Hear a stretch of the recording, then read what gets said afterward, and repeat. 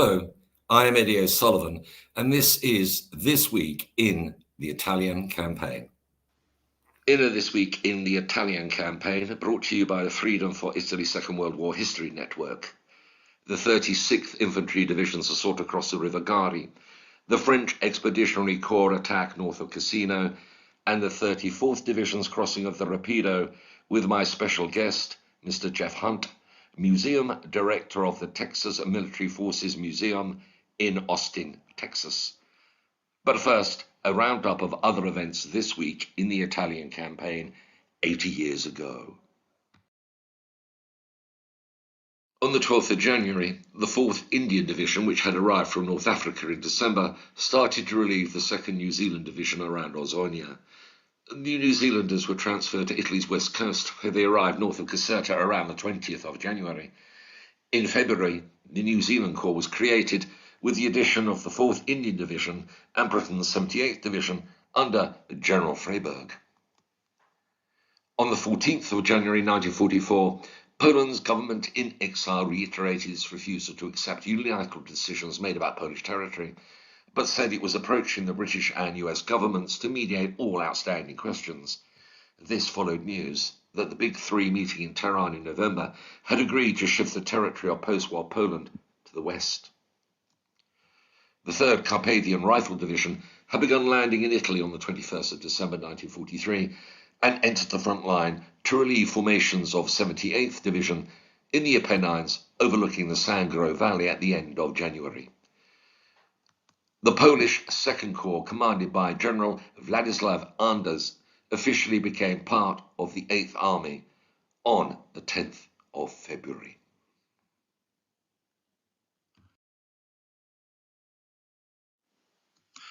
The 5th Army's multi-phase assault on the German line had begun on the 12th of January, with the French Expeditionary Corps advancing north of Cassino to make contact with the Gustav Line on the upper Rapido River, where they halted on the 15th. That day, America's 2 Corps captured Monte Trocchio, the final high point blocking the advance into the River Liri Valley. On the 17th of January, Britain's 10 Corps crossed the Garigliano River.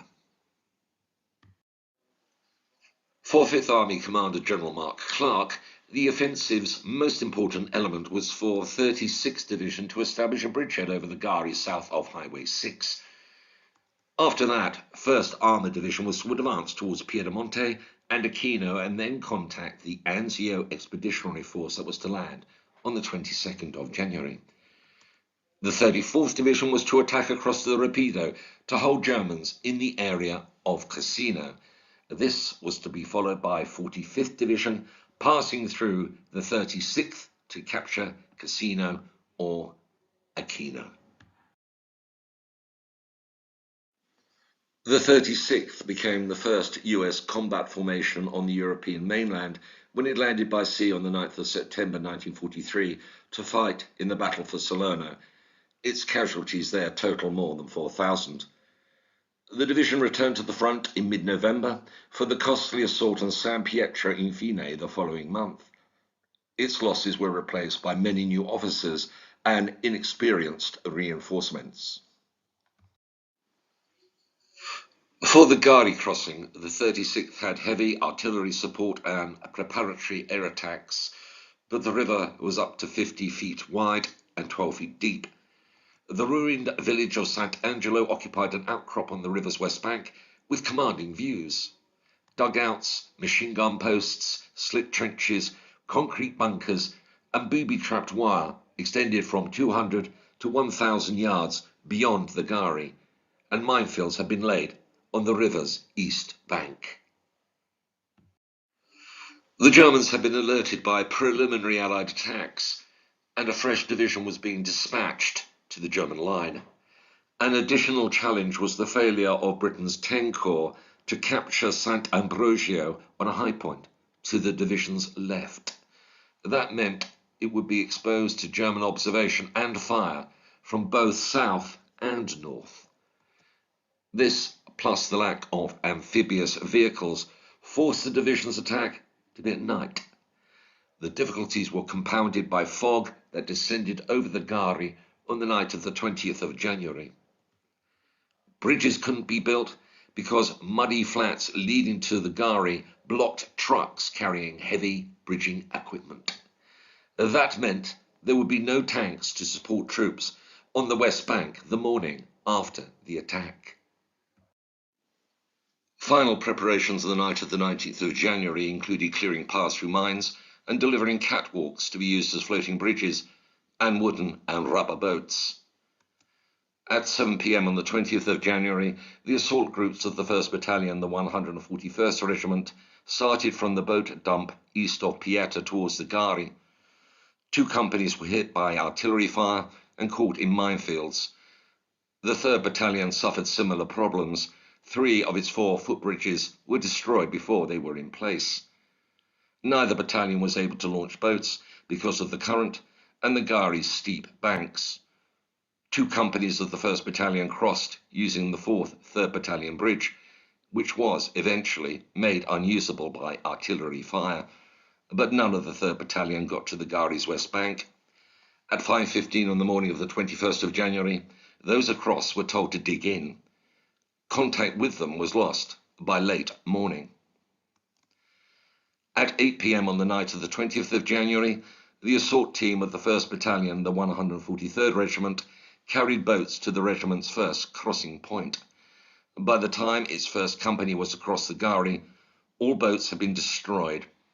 2 footbridges were in place by 5 o'clock in the morning, and the entire battalion was on the west bank within an hour. It was quickly pinned down and withdrew to the east bank by 8 o'clock. The boat groups of the 143rd Regiment's 3rd Battalion lost their way, and some strayed into minefields. Their boats were destroyed, and the battalion failed to get anyone across the Gari. At 10 a.m. on the 21st of January, 2 Corps Commander General Geoffrey Keyes ordered the attack to be continued despite the lack of progress and heavy casualties. The second attack by both regiments began at 4 o'clock. There was some success, but bridgeheads west of the Gari River were unsustainable. Isolated and lacking support, they were ordered to withdraw at midday on the 22nd of January after 20 hours of combat.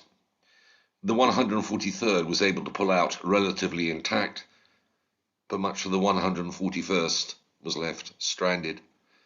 Hundreds were taken prisoner. 2 corps suffered 1,681 casualties in the failed attack across the Gari. The missing accounted for more than half that figure. The 36th Commander, Harold Walker, was devastated by the losses and blamed Clark. Clark defended himself by arguing German forces had been diverted from Anzio, though that was subsequently deemed to be inaccurate. In 1946, the attack over the Gari was the subject of an inquiry by the US House of Representatives. The 2nd Moroccan Infantry Division and the 3rd Algerian Infantry Division had moved off at 5:30 on the morning of the 21st of January. Their objectives were the high points overlooking Atina, including San Croce, San Martino, Monte Carella, and Monte Rotolo.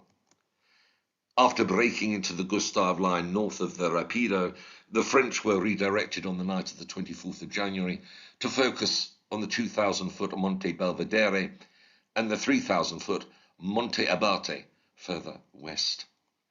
By the 1st of February, they had punched a hole in the Gustave line that ran 4 miles west of Valvore to Abate, overlooking the road from Monte Castellone to the south to Terele. In 10 days of combat, high points were repetitively captured, lost, and then regained. The Algerian division, including the 4th Tunisian Tirailleurs, which captured Belvedere on the 25th, losing 2/3 of its men in the process, suffered more than 2,000 casualties.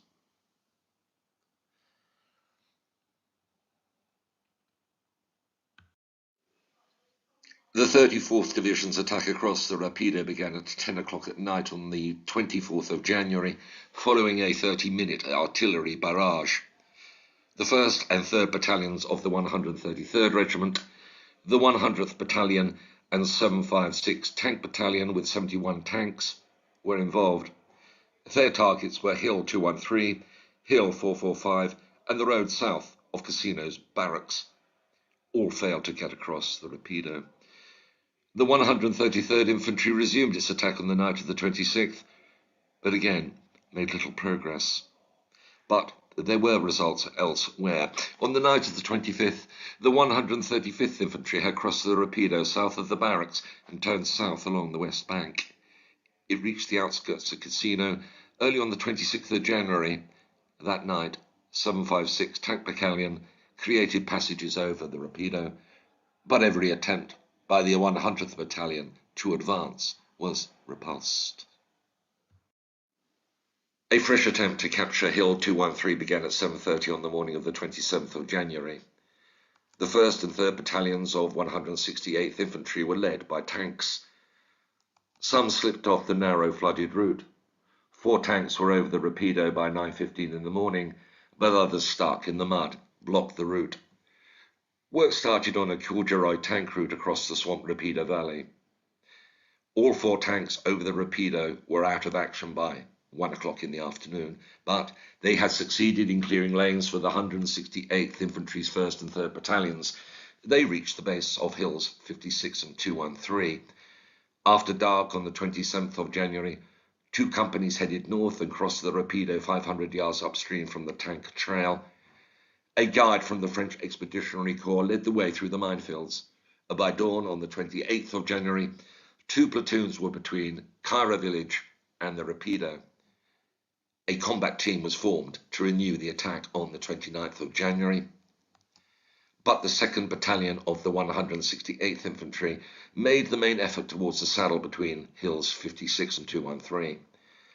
25 tanks of 756 Tank Battalion joined the attack.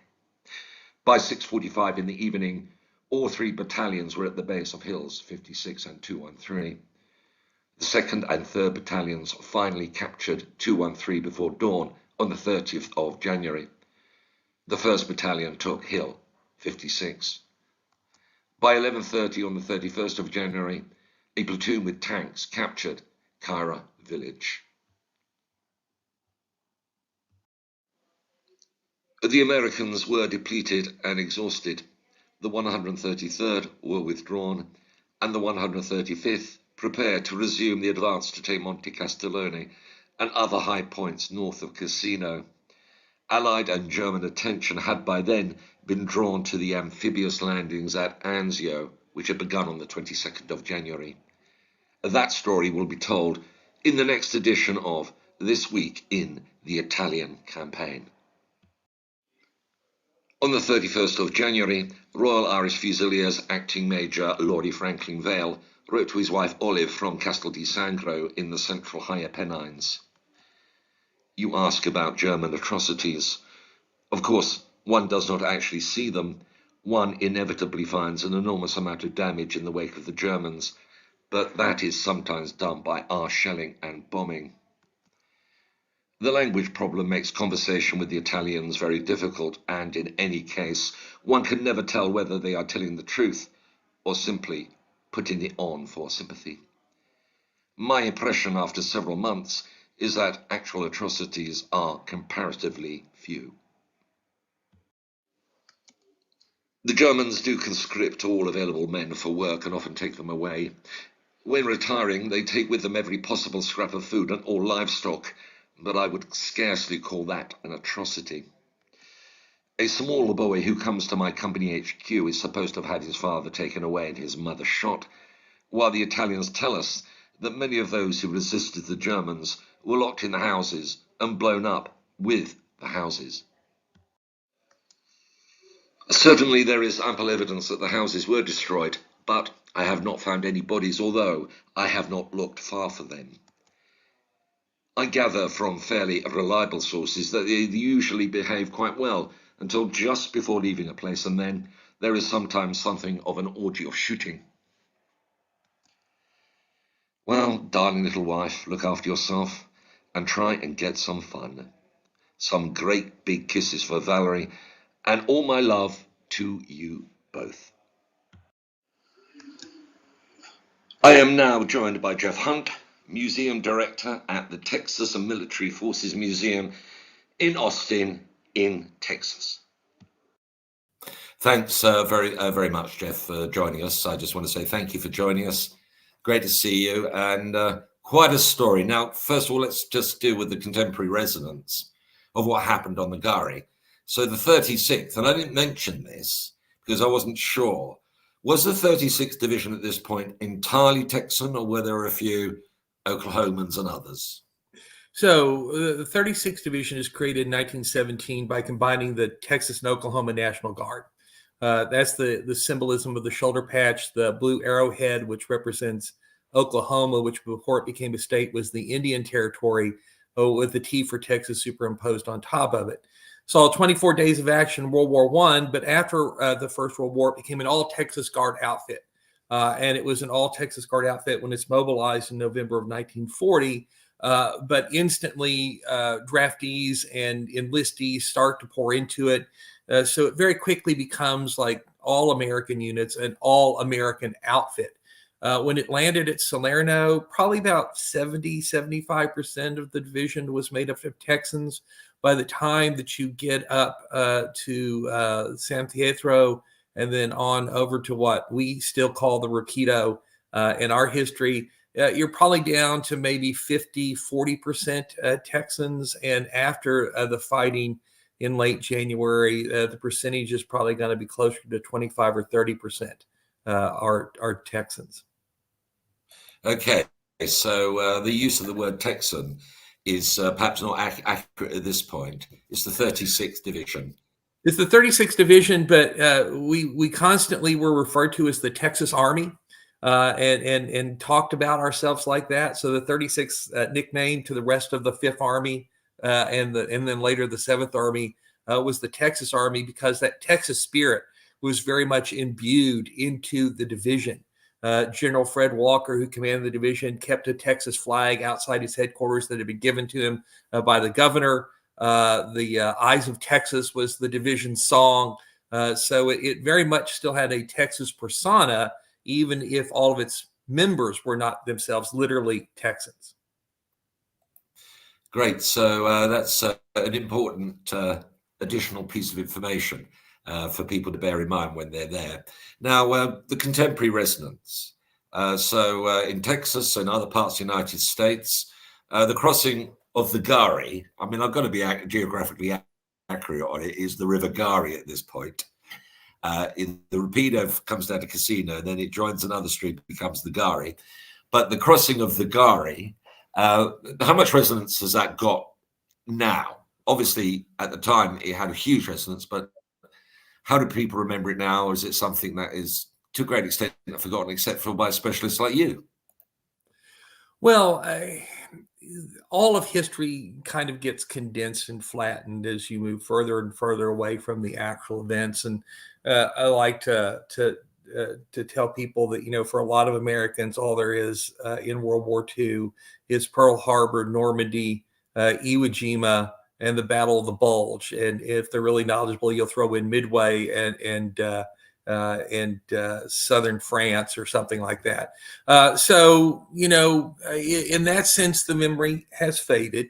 But for people who have relatives who were in the fighting at the Gary or the Rapido, as we still refer to it, it resonates. It matters. And of course, one of the interesting things I think in American military history is that maybe because we're victorious more often than we aren't, we have a particular fascination for our military disasters. And maybe this is true of all people. I mean, everyone might remember Rorke's Drift and not Isandlwana, for example. Victories and defeats are kind of funny that way.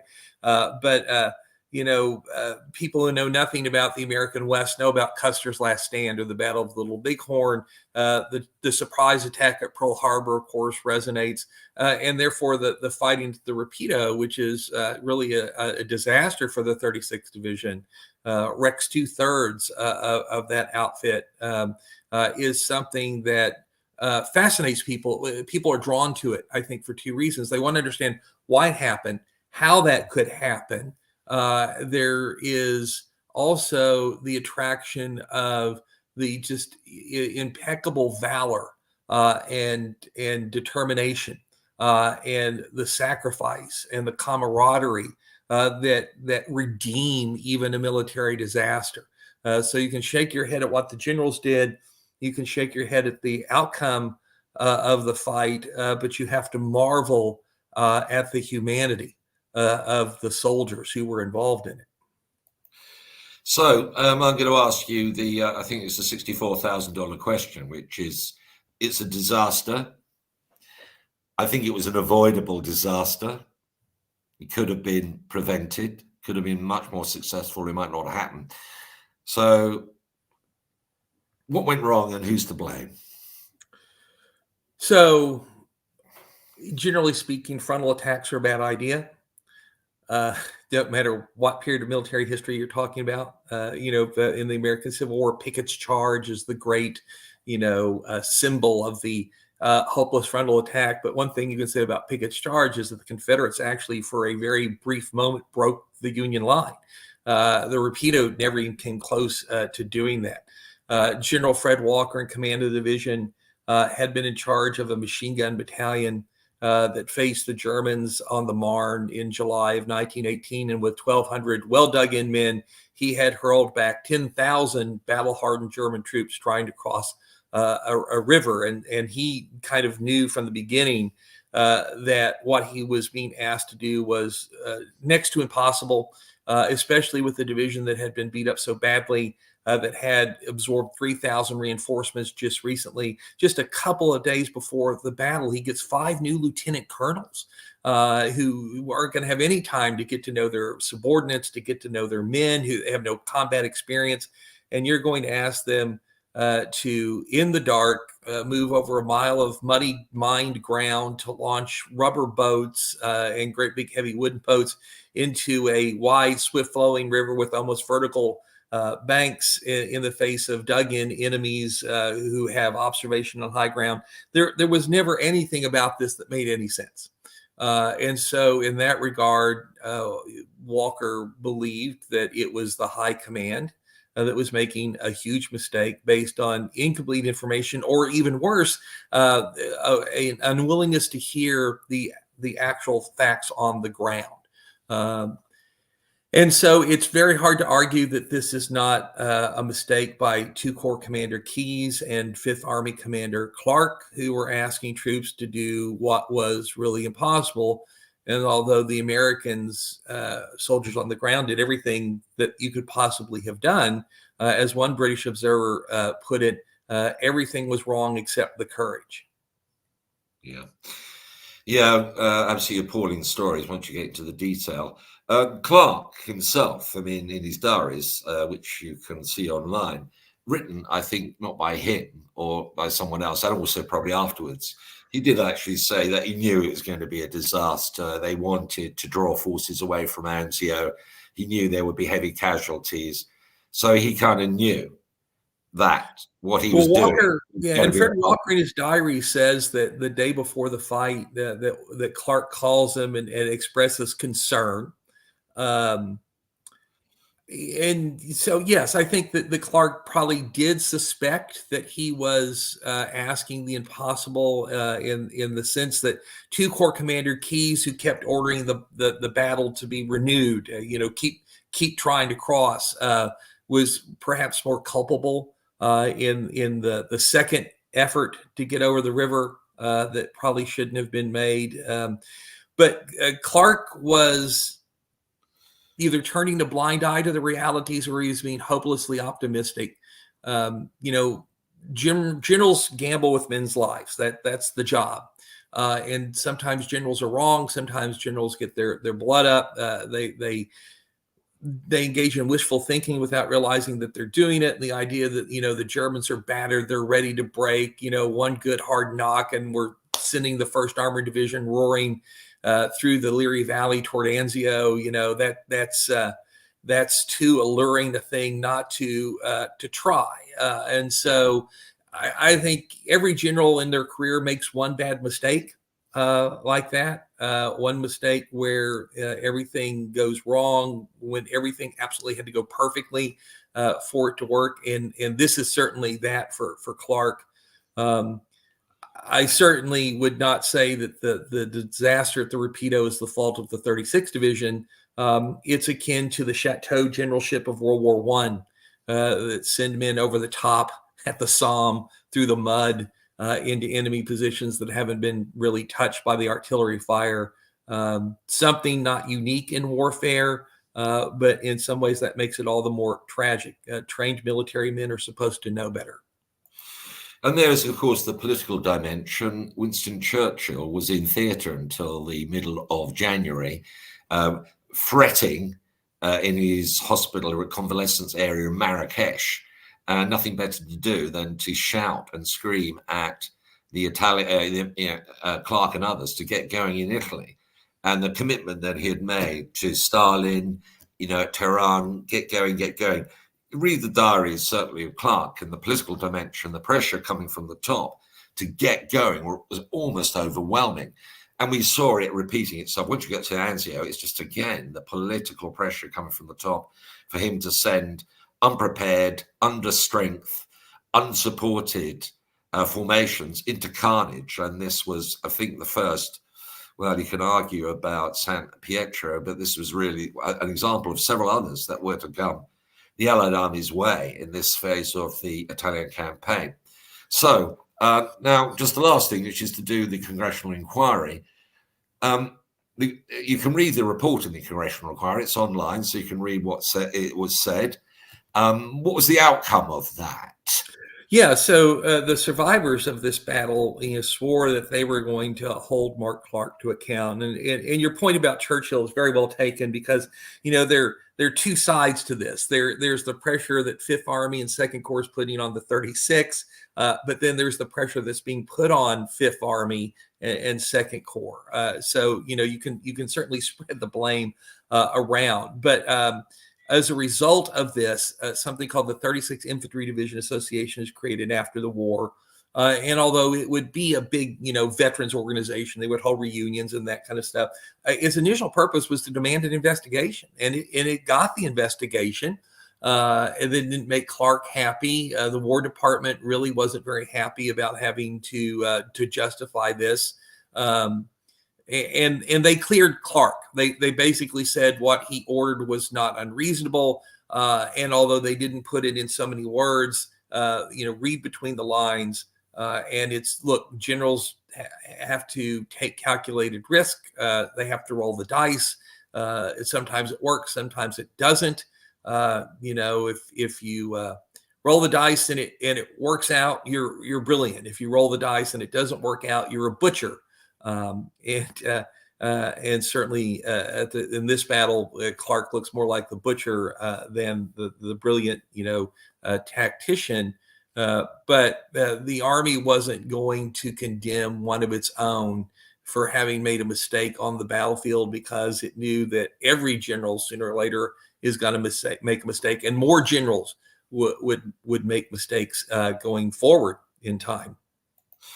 Yeah, and it's an unusual one, because I don't think there was any other US or British or Canadian formation commander or a battle that was subject to the kind of scrutiny that took place in Congress in 1946. Very unusual. Except for the Pearl Harbor, the Admiral and General at Pearl Harbor. Yeah. Okay, right. Good corrective. Thank you. So only two. Right. Last thing before we bring on our next guest, MIchele de Lonardo. How is this a period of history? What are you doing personally? I know you were on the Gari Rapido in September. If you go to Facebook, you'll see Jeff putting his hand into the stream, showing how cold it is. So what are you doing, have done, and what you plan to do to continue to keep the memory of this moment fresh? Sure. Well, I'm the director of the Texas Military Forces Museum, which is the official museum of the Texas Guard, and thus the 36th Infantry Division. We're located here at Camp Mabry in the middle of Austin, Texas, which is the state capital. And Camp Mabry is the headquarters of the Texas Military Department. the Texas Army and Air National Guard, the Texas State Guard, and the 36th Infantry Division. So their headquarters is half a mile from where our museum is. And we tell the story of the Texas military forces between the volunteer militia units of Texas in the 19th century. And after the U.S. Congress creates our National Guard in 1903, we focus on the story of the Texas Army and Air National Guard. And so World War II is a big part of our story. In our 26,000 square foot exhibit, at least a third, probably a little bit more than a third of that is given over to World War II, both our Pacific Theater and our European Theater involvement. And we have a very large gallery that tells the story of the 36th Division, the World Wars. And we have a significant exhibit on the Rapido, including artifacts from the battle. We have a diorama that depicts the crossing of the Gari / Rapido as seen from the German perspective. So our visitors look at it and they can see the vantage point of the Germans looking down on the river and the flat ground, and the Americans trying to cross and trying to launch their boats and build their bridges and that kind of stuff. So, we have pictures, we have words, but we have this very visceral way of trying to tell our visitors what that was like. And then, of course, we have a living history program here where we drive, our Sherman tank and our half-track. We fire the weapons. We try and talk about the realities of that battle and the other battles to our visitor, to bring these things to life, to take them out of the realm of words and black and white photographs. And then we try as much as we can to be involved with the folks over in Italy and support their efforts. We're certainly very appreciative of what everyone there does to help remember the service and sacrifice of the 36 and all the men and women who endured the Second World War in the Mediterranean theater. Well, that's perfect introduction for my second guest today, and that's MIchele di Lonardo, who's in Cassino. Hello, MIchele. Buonasera. Buonasera to you. Good. You know each other, I believe. Oh, yes. Mm-hmm. Yes. Okay. Well, look, the question many years.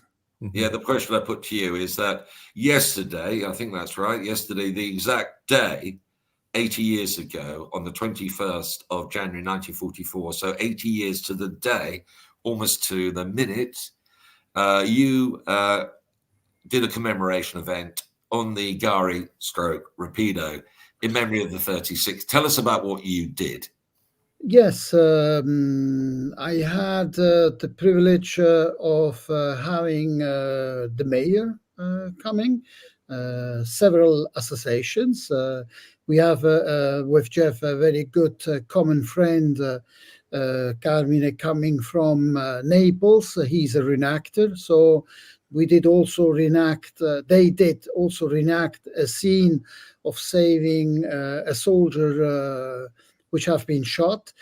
And we had also children's from Sant'Angelo, which did read some thoughts they did write for this commemoration.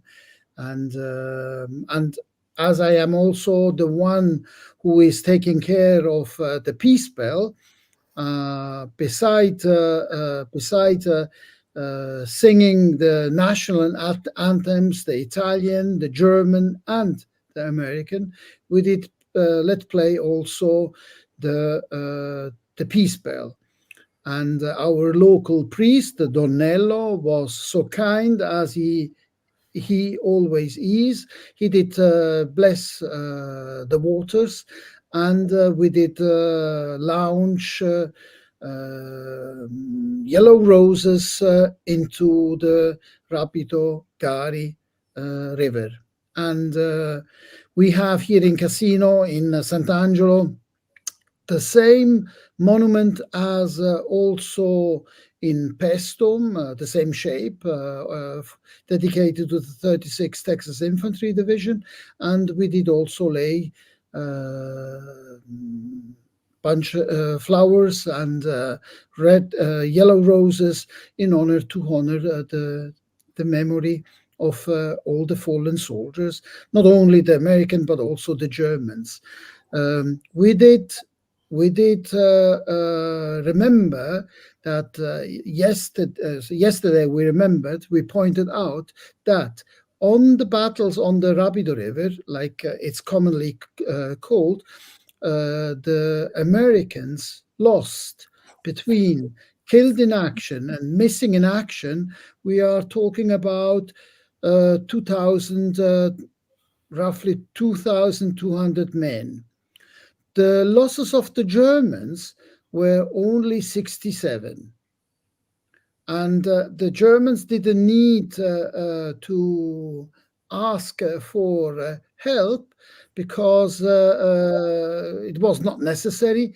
And furthermore, also the idea of Clark was that the help, the reservist, had to be used for Anzio Nettuno because, but I suppose this will be a matter to talk in another moment. That the idea was to take away the forces from here to bring them to Rome, Anzio Nettuno. Well, that's wonderful that you're doing so much, and the people of Sant'Angelo with the Peace Bell and the people in the whole area are doing as much as they can to memorialize the sacrifices on all sides. And of course, the people of this area suffered awfully because Cassino, Sant'Angelo, all these towns were flattened, completely flattened. And Yes. The population had to move out. Your family was living at that time in the area, was it, MIchele? And how did it affect them? My father-in-law, he's nearly 92. And I suppose that he met, because when he talks about the Americans, as we do live close to Cairo, I suppose that my father-in-law met the 34th, the Red Bull Division, because in January, the Red Bull Division was passing where I live in my area to go from the back. They tried to reach the Abbey, but they didn't move further because they were impressed about the height of the walls of the Abbey of Monte Cassino. Good. Well, anybody visiting the area, I would recommend you contact MIchele di Lonardo because he's got real expertise, not just on the Rapido Gari crossing, but also on the Battle of Cassino, extending down to the Mignano Gap and Montelungo and other areas which were really important battlefields in this period of the Second World War. And he's very knowledgeable, very supportive. So I recommend that people who visit the area should take advantage of the expertise that MIchele has got. So I think we're going to come to a close now. I want to thank you. I would like just to say one very short thing. We are becoming more and more aware of the importance what happened here, and Cassino wants to be the city of peace, and so where the former enemies can come and stay together. And unfortunately, Esperanto, the language, the cocktail of languages did not work, but English does work. So we have, luckily, many visitors coming, and not only to come to visit the battlefields, but we are very rich in history. We are very rich also in many other aspects. And I hope that and as we are going to see us very soon also in America, to invite people to come here to learn about John Huston, Ernie Pyle, Bill Mauldin. So through the artists of that time, there is a lot to be learned. And for England, we have Longfellow. He was here 1800 and something, and he also liked to visit our area. Well, Charles Dickens, heard of him? He was in Cairo too. Oh, in the I didn't 1840s. know. I didn't. Layers and layers of history. Exactly. Last word, Jeff, from you before we leave. I think it is important for people to not only remember, but to go to the ground to see it, to not only understand it from a military standpoint, but to stand in a place where so much important history happened, where so many sacrificed so much. Connecting with our past is a way to learn its lessons, the things that we should try and emulate, the things that we should try to avoid doing again. But it's also a source of pride and inspiration that we can draw from. We can see that as messed up as our world seems to be today, it's hopefully not as messed up as it was in 1943 and 1944, and that humanity rose out of that to build a better future, and so that it's not beyond the capacity of people today to rise above our current difficulties and to build an even better future yet. Well, that's a fantastic message from both Jeff and MIchele. Cassino is a city of peace, and the work of the Texas Military Forces Museum to draw the lessons of the past to make a better world in the future. So thank you very much for your contribution today. I really appreciate your contribution. Good luck in what you're doing, and I hope to see you again in due course. Same here. Arrivederci. Ciao. Well, that's it for this week's edition of This Week in the Italian Campaign. I will be back next week with another edition of this series, in which we will be looking at the battle for Anzio, the first phase of this very demanding battle. So, from everybody here at the Italian Campaign in the Middle East, I want to say goodbye until next time, and good luck, and may God bless you all.